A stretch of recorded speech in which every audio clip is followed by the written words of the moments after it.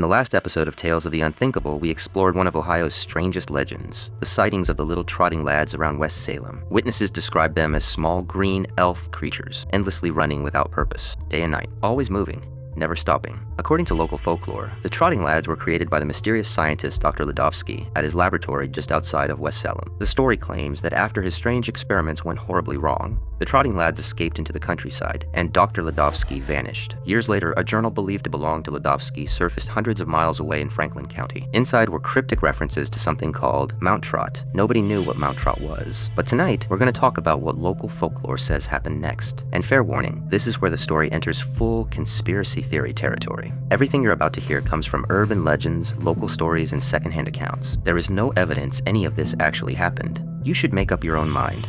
We're simply telling the story the way it's been passed down, because if even a fraction of it is true, Ohio may have a much bigger problem than anyone realizes. According to the legend, something changed after the trotting lads escaped. For years they had wandered aimlessly. Witnesses described them running in random directions with no apparent destination. Then suddenly, they stopped. The story says that one night, every trotting lad turned toward the north, and for the first time, they formed a single line. Hundreds of them. Tiny green figures moving in perfect unison. Witnesses reported seeing an endless procession crossing roads and disappearing into forests.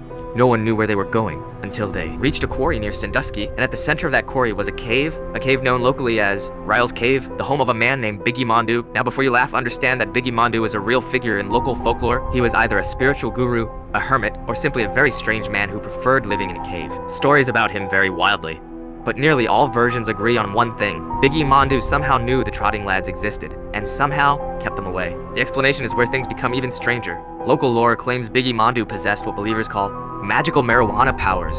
That's actually what the stories say. Supposedly, he cultivated a mysterious strain of cannabis deep within the cave.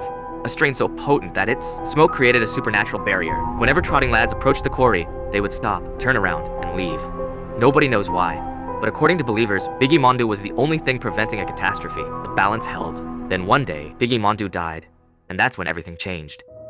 Biggie Mondu's death is perhaps the most disputed part of the entire legend, because the official explanation doesn't exist. The story says Biggie Mondu died while surfing. Not unusual by itself, except he wasn't surfing in the ocean. He was surfing on Lake Erie, specifically the legendary Great Lake Erie Wave. A wave that supposedly appears only under impossible weather conditions. Most people dismiss the story immediately. Lake Erie isn't exactly famous for giant surfing waves, but believers insist Biggie Mondu chased this wave, and one stormy evening, he finally found it. Some versions say he wiped out. Others say he vanished into the water. A few insist he successfully rode the wave. Whatever happened, Biggie Mondu never returned. The trotting lads arrived. The quarry had a small island near its center. At the time, witnesses described it as beautiful, covered with stone formations shaped by centuries of erosion. But according to the legend, the trotting lads immediately surrounded it. Then they began running, endlessly, day after day. The creatures never stopped, and somehow the island began changing. The ground rose, the stone twisted, the shape became distorted. Locals claimed the constant motion of the trotting lads altered reality itself. The island grew taller, steeper, more unnatural, until eventually, the beautiful rock formation was gone. In its place stood something the stories call Mount Trot, a towering circular mound surrounded by thousands of endlessly running trotting lads. A place many locals refused to approach, a place that appears repeatedly in accounts connected to Dr. Ladovsky's journal, a place where the trotting lads should have remained forever. Unfortunately, they didn't.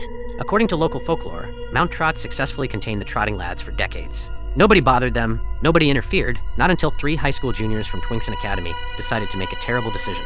As the story goes, the students had been drinking one summer night. The teenagers reportedly wanted proof the stories were fake. They wanted photographs, maybe just bragging rights. They crossed into the quarry after dark. And that's the last part everyone agrees on, because after that, the stories diverge. Some say they climbed the mountain, others claim they found a strange doorway hidden in the rock. Every version ends with the same result. The trotting lads escaped. Witnesses allegedly observed the creatures leaving the quarry. Endless numbers. Spilling out across Ohio, running through forests, crossing highways, appearing in parks, backyards, and according to modern reports, the sightings never stopped. Stories of trotting lads have appeared throughout the state. Most are dismissed as hoaxes, pranks, misidentifications, yet every account includes one detail: a sound, a faint noise coming from the darkness.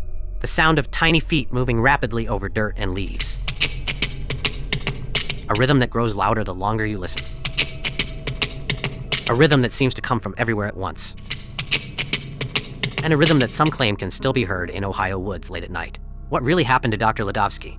Why was his journal found so far from West Salem? Where is that journal today? Did Mount Trot ever truly exist?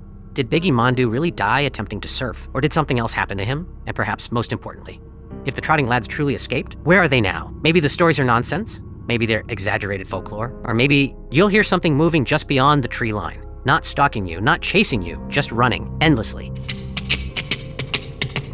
And if you hear it, don't follow the sound. Because according to one final rumor, the trotting lads aren't wandering. They're looking for something or someone. Someone connected to Dr. Ledovsky, someone connected to the missing journal, and according to a recently discovered page allegedly torn from that journal, they may have already found their next destination.